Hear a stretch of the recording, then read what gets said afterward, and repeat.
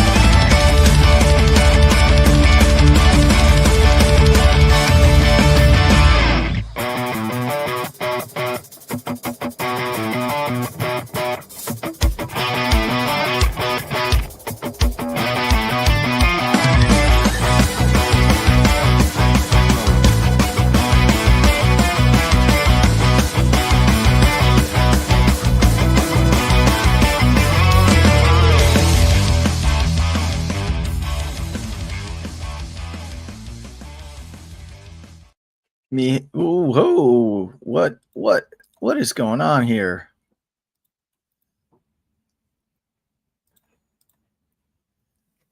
What is going on here? There we go. Oh, wait. The universe is fixed. There we go. Okay, let's do this. Here, duck off real quick and come back on 3. Ready? All right, duck off real quick. 1, 2, 3. Hey, mi gente. We are live. We are back. ¿Cómo estamos esta noche? I hope you're all good. Agent Lo-Fi. Primo, good to see you as always. Good to see you. And welcome to another episode of Biconic's podcast, Los Lobos de Lucha Libre, where we cover your weekly Viernes Espectacular from the CMLL promotions down in the Mexico. We got some stuff to cover. Hopefully I didn't mess my slides up too. Don't know what happened with that intro. So counterpoking you guys with some lucha right now. Yeah, we're gonna talk about that. So but we are here to talk about the CMLL Viernes Espectacular from May 30th, 2025. Even though it didn't seem like there was a lot on the card, it was still a pretty packed card. So we are gonna get right to it, and we start with a relevo sencillo de Pequeños Estrellas for on your technical team. You had Chacarcito and Galaxy versus your rudo team of Pequeño Polvero and Rostro de Acero.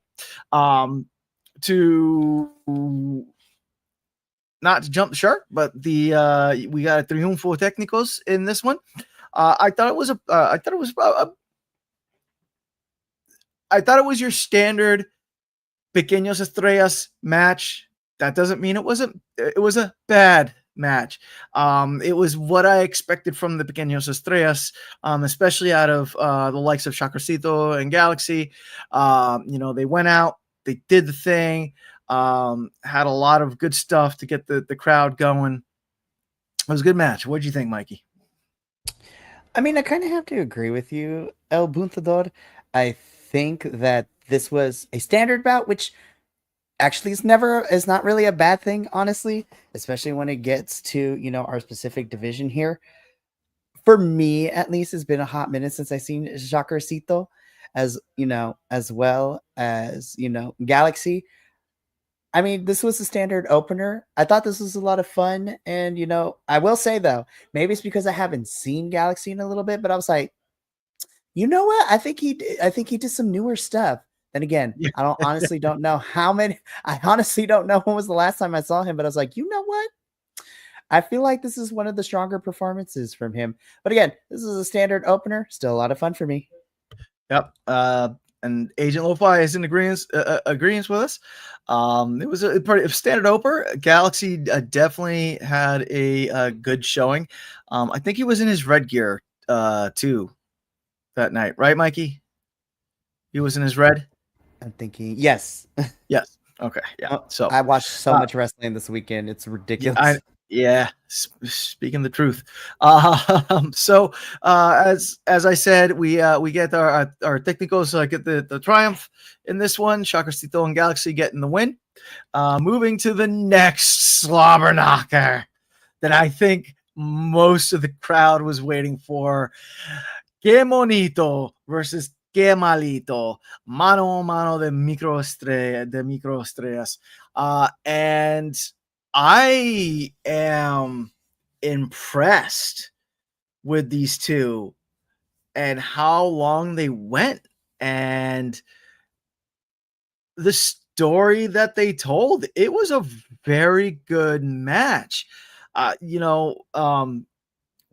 did have the build up last week to it. I feel like this is part 2 because I feel like back in January they had a match. But whenever these two face off against each other, it's always a lot of fun. But a lot of good wrestling. I feel like Que Monito actually raised it up a little bit because I feel like he pulled off some moves that I haven't seen him pull off. El Jefe, what do you think? So I saw this on the card, right? And I was just like, oh, this is going to be amazing. So, of course, because it's the microestrellas of Que Monito and Que Malito, I was like, oh, they're so adorable. Yet this was a very competitive clash. I was just like, oh my gosh. This was great. I honestly love this. This was great. Again, this was great. I think for me, at least, like I said, I was like, oh, this is going to be adorable. Look how cute they are. I'm like, oh. But I have to agree with you. They went on for a little bit. They went on for some time, which I wasn't expected. And honestly, for me, this was a lot more competitive than I thought it was going to be. Yeah. And not to say that the microestrellas aren't competitive, but there's certain things and tropes that we are used with the microestrellas division in CMLL.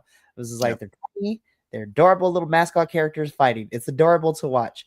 But honestly, this is actually it was so competitive, and I definitely have to say, especially on Game Monito's side, I was like, he's getting a lot better. Holy crap. I was just like, he's improving because now we're seeing him more and fight more and more and more. I'm like, I'm loving him every single time now he gets into this ring. I mean, is this like a 5-star masterclass? No, but was this a really competitive match for the Micro Estrellas? Hell to the yeah. I love Yeah, this. and it was fun. You know, it was really fun, and yeah, it was really competitive. You know, Agent Lo-Fi chiming in that this was their best match that they've had so far. I can believe it. Yeah, you know, Game Bonito, I feel like he was hitting some rope moves that I haven't seen him hit before, and he was moving a lot better than I've seen him move before. You gotta love also the little cars that they come out in. Those are just fantastic. Game Bonito, to his credit, I feel he's always been a really strong luchador. So, you know, to see Game Bonito be able to step up to that, it was good. It was good, very good. But in this match, we get Game Bonito with the win, and that takes us to our next match. Which, let me tell y'all, this title card for this Amazonas match, where we had La Catalina, Lluvia, La Jarochita versus Zoxys, Dark Silueta, and Persephone, we didn't get that in the show. You know why we didn't get that in the show? Because we got this in the show.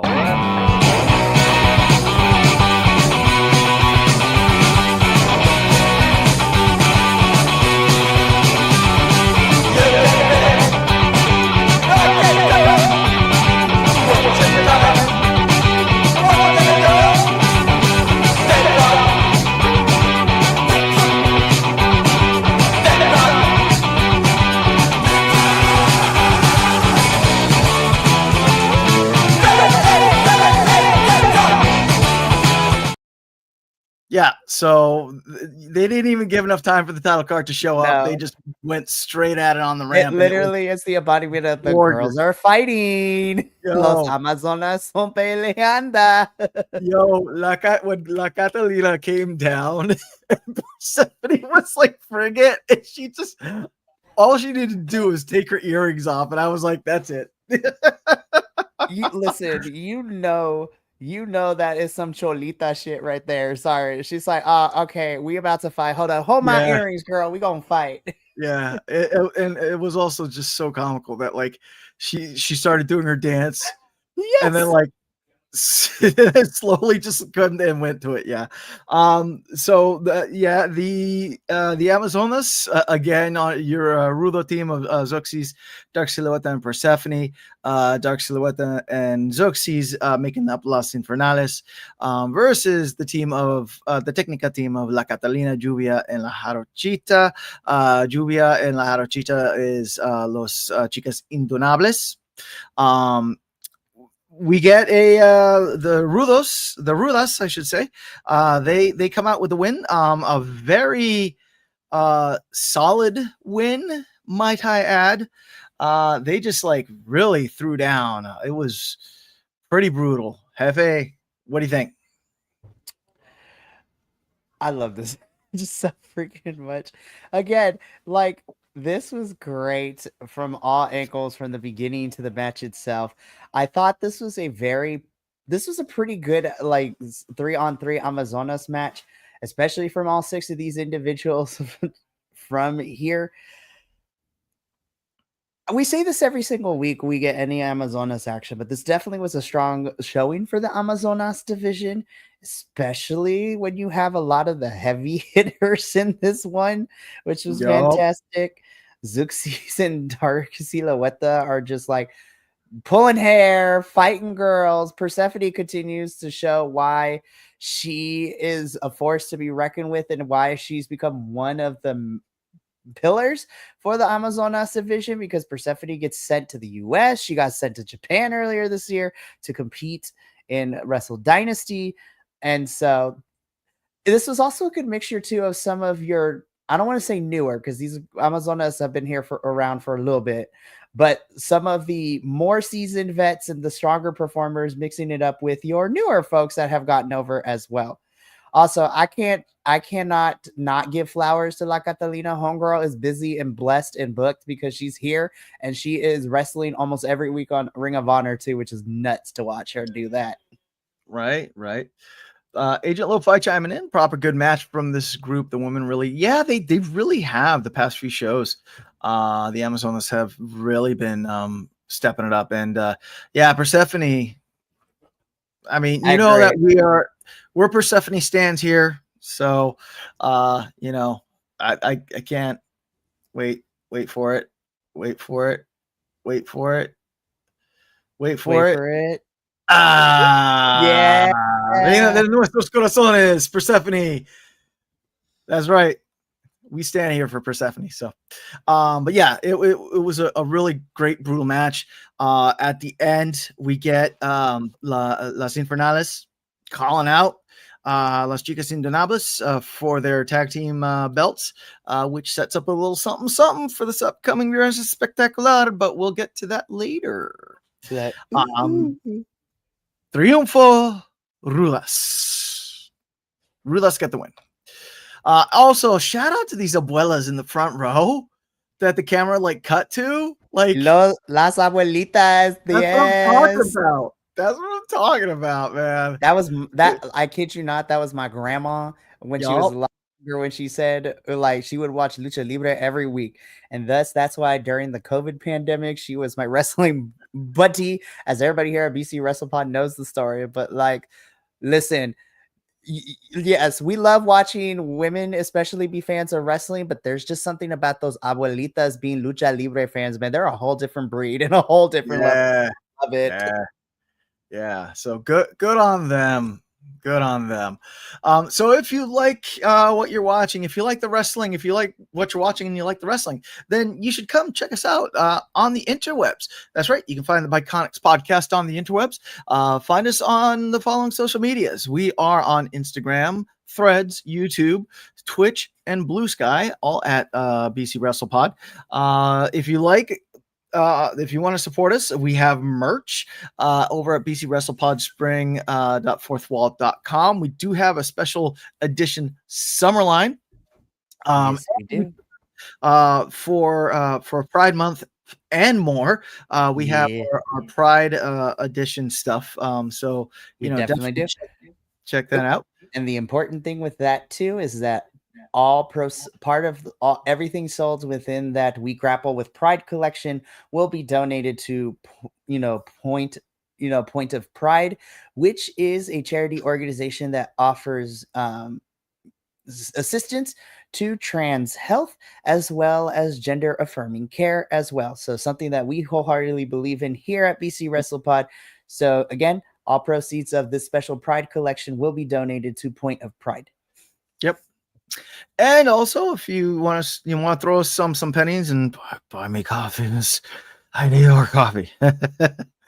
You could always support us on Patreon. We have a lot of fun stuff over on the Patreon. So, cheers. And then did I update that? I didn't update that. We got stuff coming up this week. I you know what? I will do it really, really quickly because it is important. Because if I don't, JVL will never talk to me again. So I will do the thing that I normally do. So really quickly, not to overtake Adolfo, but I'm going to.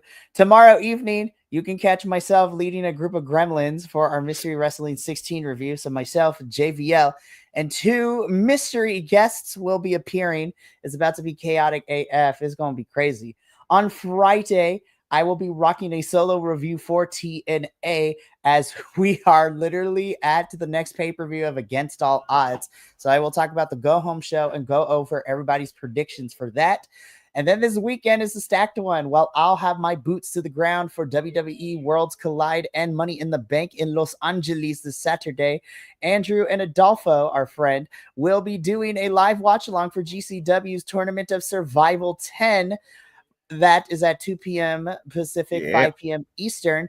But then I will be joining Adolfo and Andrew on Sunday for a live watch along of Cage of Survival 4. It's going to be a crazy weekend. So that is what to expect this upcoming week. So please tune into everything because everybody else will not talk to me if I don't promote all these other things.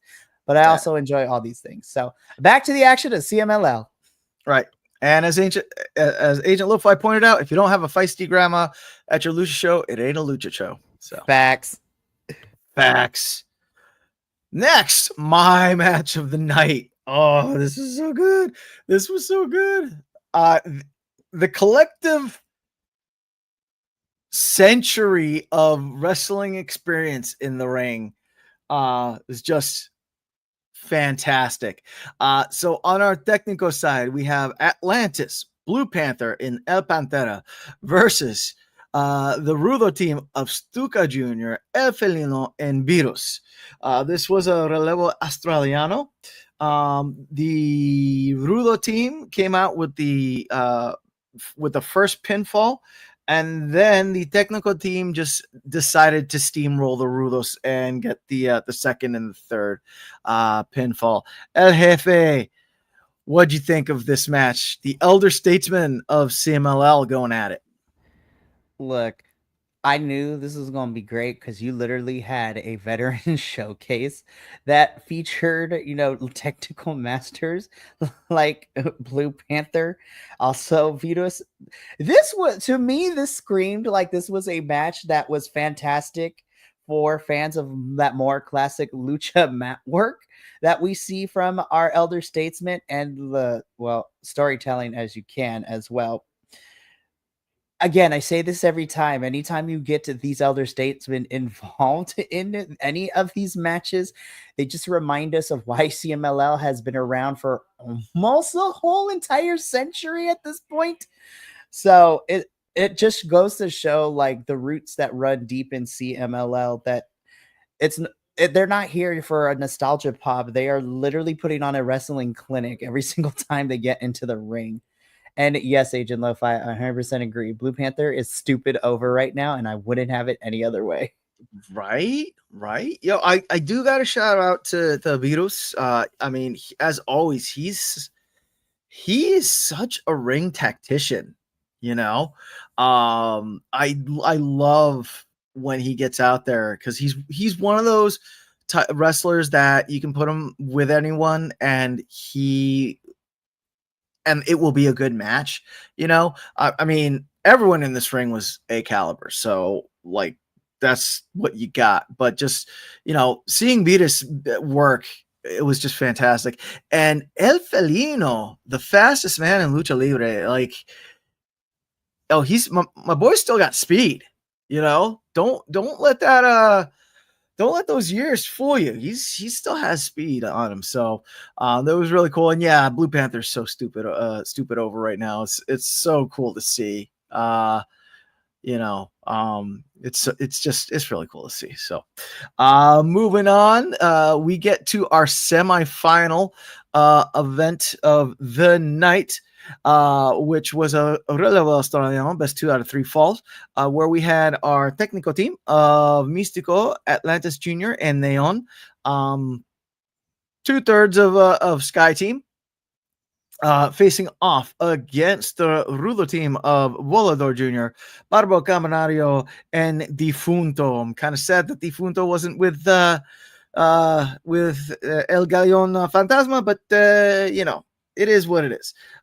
So in this match, the technicals shot out the gate with a quick win in the first pinfall. Second pinfall went to the Rudos, but then the technicals came back in true Sky Team fashion, winning that third pinfall. Jefe, what did you think of the semi-main event? I mean, when you have these 6 individuals, this is literally like a lot of your big current stars of CMLL, if I was going to use that term. Literally, all these guys are legends in the making, honestly. Especially, listen, we know that Mystical is the golden poster boy for CMLL, but I want to give a shout out to Atlantis Jr. because since we started covering CMLL, I was like, yo, Yeah. this man, it continues to rise up in the ranks for me. And of course, I love Baba Cavernario like all the time. Like, you can't tell me otherwise. Also, this mustache that Volador Jr. is rocking now, I was just like, he is the dark version. I'm telling you, yeah, it's Dark Volador Jr. I was just like, hey. But no, in all seriousness, and yes, Agent Lo-Fi beat me to the punch for this. Defunto is a freaking beast, and he's the best, Yes. which I agree with both sentiments. Yeah. This was a solid match between all 6 of these guys, honestly, and this was a lot of fun for me to watch. Yeah, I've said it before, but I'm gonna say it again. I love when Defunto does the run from the entrance ramp, jumps to the second rope, bounces off that to the top rope, and then comes off for a senton or moon flip onto his opponent. He's so good, man. He's so good, and yeah, props for the barefoot wrestling, like him, dude. Could you imagine Defunto versus Speedball Mike Bailey? I'm gonna put that energy out right now. Please, we have. Well, I Defunto can't say versus we have Speedball yet. Mike Bailey. Yes, honestly, Speedball can do no wrong in my eyes. I'm just saying. Yes, and speaking of which, Agent Lo-Fi bring this up as we are talking about Speedball and Mike Bailey. I need AEW fans to see some Defunto gonna blow some minds, and I'm like, yes, please, I need that in my life. Yeah, but and I'll get into this more later. But the AEW needs to come down to Mexico with the understanding that the restricting cuffs will be off of the luchadors, and we'll talk more about that later. Finally, we get to our main event, which was for the Copa Junior VIP. This is your final match: Máscara Dorada versus Zandakan Jr. And Agent Lo-Fi, he called it. I'm gonna say it. The Primo called it. Zandakan Jr. gets the win, getting that push. Got a clean win too. A clean win. That's very important to say. He is a rudo, but he got a clean win. El Jefe, what'd you think? Look, we talked about it last week, and I could make a case for either Mascara Dorada or Zandokan Jr. to win here. But I think the more important thing that we discussed that I brought up is that for both of them, this was all about like not only winning this, but there was an underlying theme of that there was a lot of second generation pride here because these are the second generation of wrestlers to be coming up in this business in terms of just like, the previous generation includes the likes of Mystico and all those folks. And now these are the next crop of individuals that are going to carry that banner for CMLL. This was fantastic. I love that what we got during this match, there was a lot of similarity, but there was also a lot of contrast in styles between these two. We're so used to seeing, Mascara Dorada with his high flying style, which is also relatively clean for the most part as well, which is kind of fun to watch. Compare that to Zandokan, who delivers everything with such an aggression and intensity that we love, given that he is a wrestling pirate, so to speak.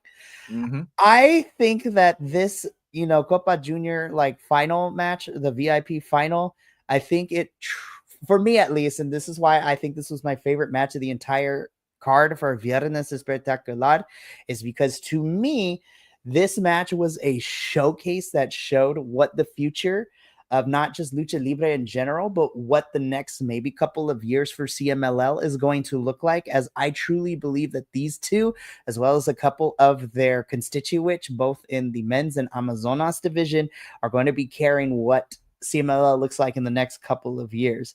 And honestly, literally, this is a good example of what excellent Lucha Libre looks like to me, because it's Mascara Dorada's precision versus a Zandokan Jr.'s like just pure passion and intensity and fire to want to win this thing so badly. This was fantastic. I Yeah. I have no notes. This was great. This was amazing.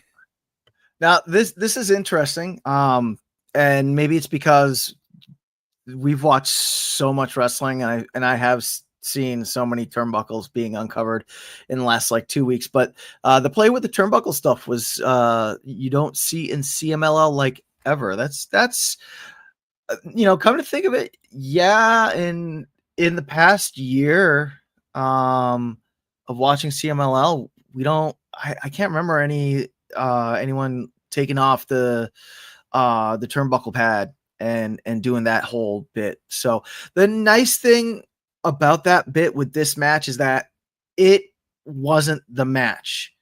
It just worked itself really well into the match. Because I know a lot of times matches, when they do that exposed turnbuckle bit, that kind of like becomes the match. Right. But that wasn't this case. No. Which was really nice. No, and that specific spot and that little length of time that we saw that, it wasn't. So the best way to describe it. So again, anybody who's watched BC WrestlePod for a very long time knows that I tend to be the story person of the group. I care about storytelling and in-ring psychology, maybe more so than anybody should. But I think that when you brought this up, El Buntador, that usually, especially in Western wrestling, those things are kind of seen as an unnecessary add-on to a story or the in-ring psychology that we normally see. However, that particular spot was more so of a vehicle that assists and aid the current story, and it didn't take away from anything else. So, and to kind of quote Agent Lo-Fi on this too, is that CMLL had enough confidence in these guys to let them break the rules like that. And it's really cool to see. And I also agree with him. Honestly, this could be a contender for my match of the year as well.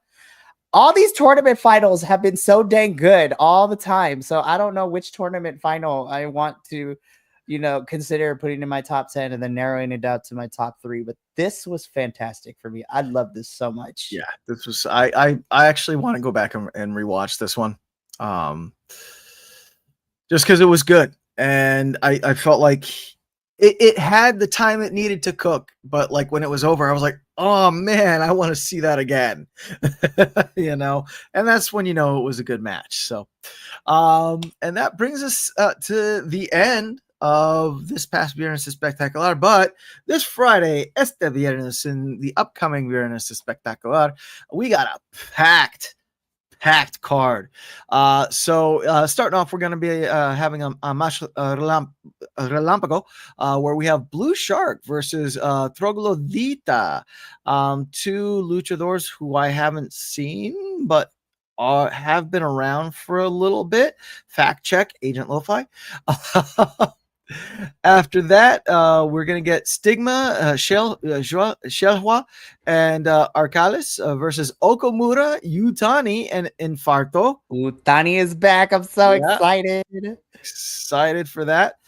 Like we said, the setup was this past Friday, and now we have the payoff por el Campeón Mundial Femenil de Parajes de CMLL for the Women's Tag Team Championship. We will see Lluvia y La Jarochita, las Chicas Indonables versus Zoxys and Dark Silueta, Las Infernales. Will Las Infernales get the tag team champs back, championship belts back?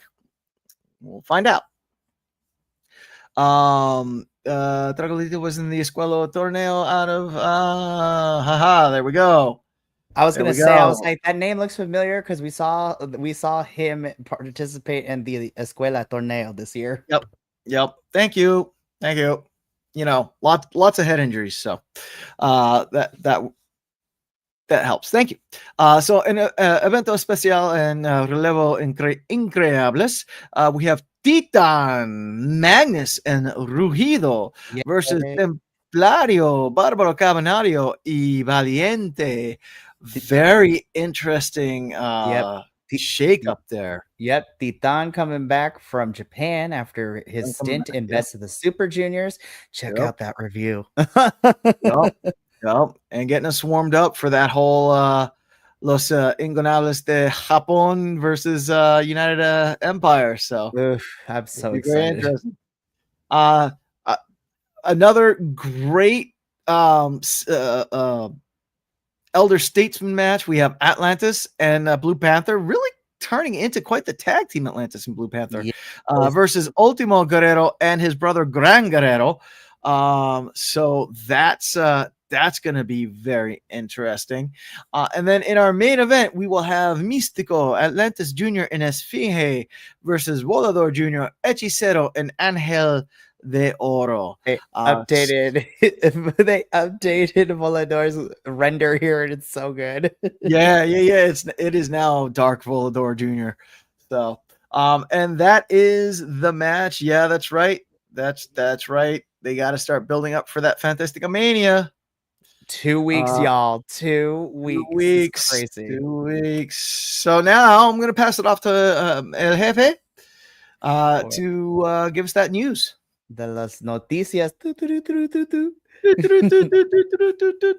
All right. So I kid you not, literally about 30 minutes before the show started, I was like, I don't really have a lot of noticias this week. And then, of course, because there's a certain Western company known as All Elite Wrestling, AEW, doing stuff right now. They just decided to be like, you know what? Let's just drop all the news that we can, because now we're actually going to build for Grand Slam Mexico. I'm like, well, darn, let's get all of this together.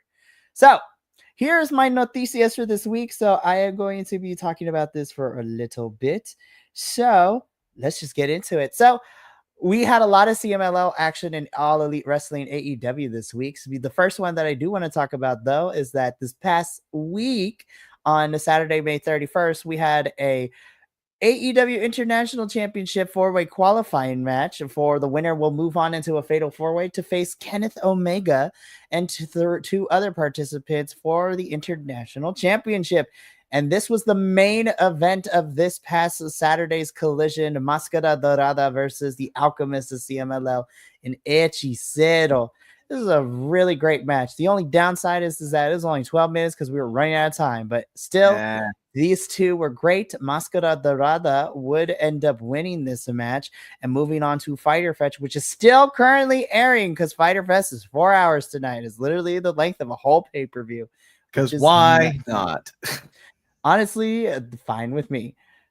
So you might be wondering, why is there a picture of the Hurt Syndicate and MJF on my screen?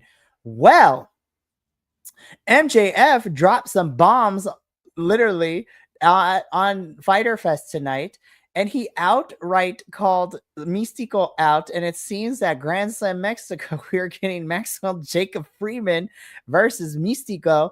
And why do I say that? Well, they also dropped this graphic because next week is another 4-hour special, which is AEW's Summer Blockbuster.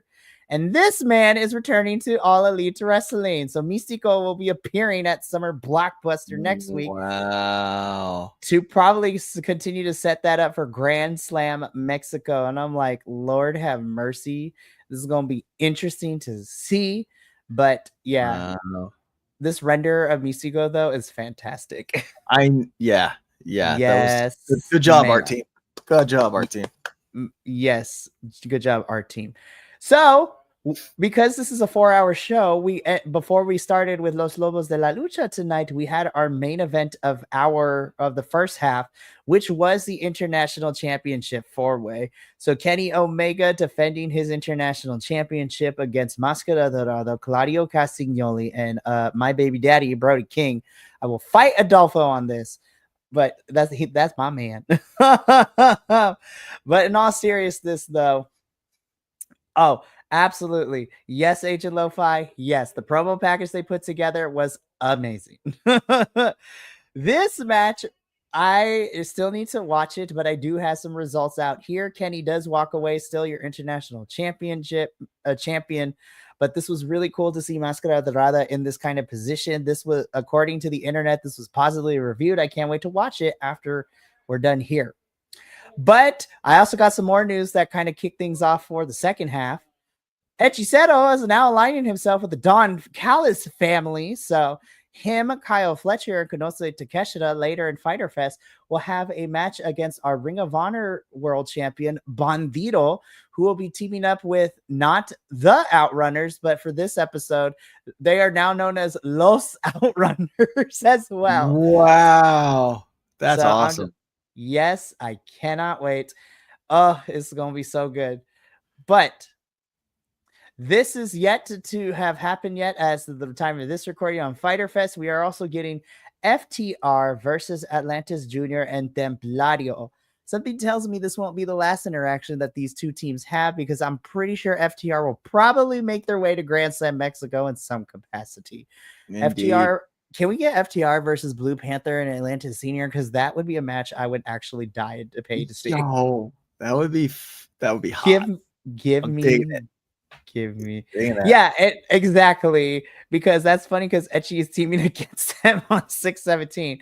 You know, continuity in wrestling is so weird. You're right.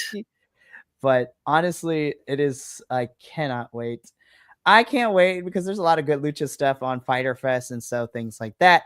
But that is all in terms of the noticias. But I also want to remind everyone that we still have full cards for the shows happening in 2 weeks.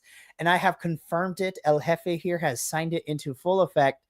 We are officially crossing and worlds are colliding, and we are having our own CMLL versus AEW review team, because it will be I will be playing Switzerland, and I will be the Rocky Romero of this situation, just not as sexy as Rocky Azúcar Romero, because I will be the bridge between the two teams, because it is confirmed that it is going to be representing Team AEW is going to be JVL and the Professor, and representing Team CMLL, it is El Buntador de Segundo and Papo Oso.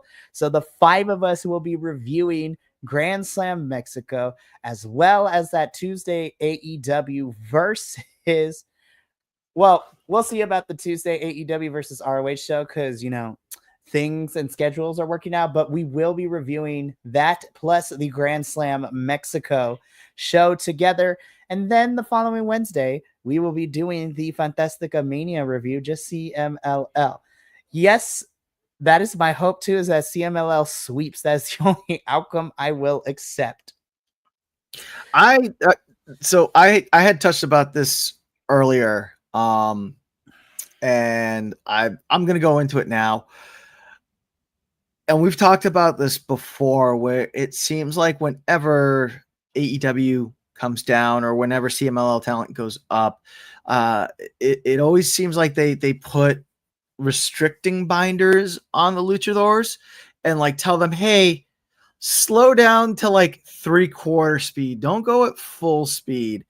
You know, and that's always really frustrated me. Because even I think it was JVL over on the AEW side. He saw some matches that Máscara Dorada had wrestled in, and then he saw a CMLL match that Máscara Dorada was in, and he was like, "No, you're right. That's like night and day." So I'm really hoping that AEW, and I say AEW because, you know, they're the ones with the big purse that's coming down to Mexico. But I really hope that they let the luchadors lucha, you know. I don't, especially like that MJF Mystico match. You know, let Mystico be Mystico. Don't, you know, not like he was in that match against Jericho. Oh At God, the no! We 21st pretend that didn't anniversary. happen. Yeah, you know, like, yeah. Agent Love. Yeah, well, I mean, it's for whatever reason, it's different when they wrestle their fellow luchadors, you know, but like once you put them up against luchador talent, it's like I said, it seems like they're working at 3/4 speed. So please, AEW, let the CMLL talent work at 100% speed. I'm excited nonetheless. I Thank you am very much. too.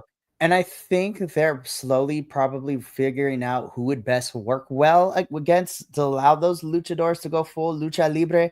in Arena Mexico. So like I'm thinking FTR, I think is a fantastic choice because have fought all over the world and they have fought luchadors before. So I think that would be good. Ricochet is great because I think he also, I mean, literally that is Prince Puma from Lucha Underground. So it's going to be great. But Agent Lo-Fi does bring up a concern. Ricochet should be fine. I'm honestly more worried about Volador keeping up. He's been dealing with some wear and tear as of late, which is also a little worrisome because we don't want our CMLL talent to get hurt because then we will miss them. I still miss you, Soberano Jr. I know, Soberano Jr. But yeah, so Ricochet is good. Depending on how visa issues work and work visas work, I would love to see a Will Ospreay at Grand Slam Mexico, but I don't know how travel works when you have a work visa for a specific country. So who knows with all about that. But that has been my noticias. So I'm going to throw it back to here and throw it back to El Buntador to kind of wrap us up. All right. And that's it. That's it to wrap us up. Do you got any final thoughts there, El Jefe? I honestly think that these next 3 weeks are going to be really fun for us here at Los Lobos de la Lucha. And I think I might be dreaming too much about this, but because we are inching ever so closer to Grand Slam Mexico, I really, really hope that AEW, and so far I've been enjoying what we've gotten from them in terms of their working relationships with all these international promotions. I really hope that whole entire week with Grand Slam Mexico, the AEW and ROH versus CMLL show, and the Fantastica Mania show that is going to have some of our ROH and AEW talent involved in that. I really hope that this puts more eyes on CMLL as somebody who reviews CMLL, and I also review AEW. So I really hope this will allow people to get into CMLL more, even if it's through the introductory lens of AEW coming down here to Mexico to have all this stuff. So I'm excited. I really hope that lots of people start gravitating towards CMLL because they are fantastic. And honestly, I want people to see, they've been around forever and here's why. Yep. Yeah, definitely. And I'm really excited and just to go off of what you said, I'm really hoping that people use this as a springboard to start watching more CMLL and experiencing wrestling from around the world. Because if that's one thing about 2024 and 2025 that I can say is that, my whole perception of wrestling has just been completely turned on its head. And that's because I have been watching international stuff, watch more Lucha. Yep. So, and with that, that's our show. So from El Jefe and from me, Agent Lo-Fi, thank you for joining us. And also you in the audience, thank you for joining us and watching us. We are here next Wednesday, same bat time, same bat channel. But until then, don't forget that I am Biconic. You are Biconic. We are all Biconic. Let's get out of here. Let's get out of here. Johnny TV style. Sebastian! You're in the shot, you bald idiot! You fool! The other way! Go! Go!